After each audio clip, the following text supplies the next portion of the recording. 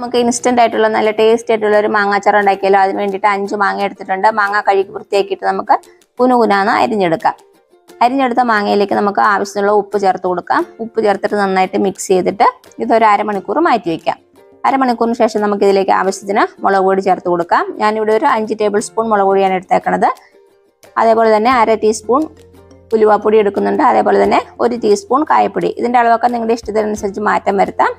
ഇതെല്ലാം കൂടി ചേർത്തിട്ട് നന്നായിട്ടൊന്ന് മിക്സ് ചെയ്യാം. ഇതിവിടെ ഇരിക്കട്ടെ. ഇനി നമുക്കൊരു പാത്രം ചൂടാക്കാൻ വേണ്ടി വയ്ക്കാം. പാത്രം ചൂടായിട്ട് വരുമ്പോൾ ഇതിലേക്ക് കുറച്ചധികം നല്ലെണ്ണ ഒഴിച്ചു കൊടുക്കാം. നല്ലെണ്ണ ചൂടായിട്ട് വരുമ്പോൾ കടുക്, വറ്റൽമുളക്, കറിവേപ്പില ചേർത്തിട്ട് നമുക്ക് നമ്മുടെ അച്ചാറിലേക്ക് ഒഴിച്ചു കൊടുക്കാം. ചൂടോടുകൂടി തന്നെയാണ് ഒഴിച്ചു കൊടുക്കുന്നത്. എന്നിട്ട് നന്നായിട്ട് മിക്സ് ചെയ്തിട്ട് നമുക്ക് ഇതിലേക്ക് തിളപ്പിച്ചാറിയ വെള്ളം ഒഴിച്ചു കൊടുക്കാം. ഇതിൻ്റെ കൂട്ടത്തിൽ നിങ്ങൾക്ക് വിനാഗിരി ഇഷ്ടമാണെങ്കിൽ 1-2 ടേബിൾ സ്പൂൺ ഒഴിച്ചു കൊടുക്കാം. ഞാനിവിടെ ഒഴിക്കുന്നില്ല. നമ്മുടെ ടേസ്റ്റി ആയിട്ടുള്ള മാങ്ങാച്ചാർ ഇവിടെ റെഡി ആയിട്ടുണ്ട്. വീഡിയോ ഇഷ്ടമായാലും ലൈക്ക് ചെയ്യാനും സബ്സ്ക്രൈബ് ചെയ്യാനും മറക്കരുതേ. താങ്ക്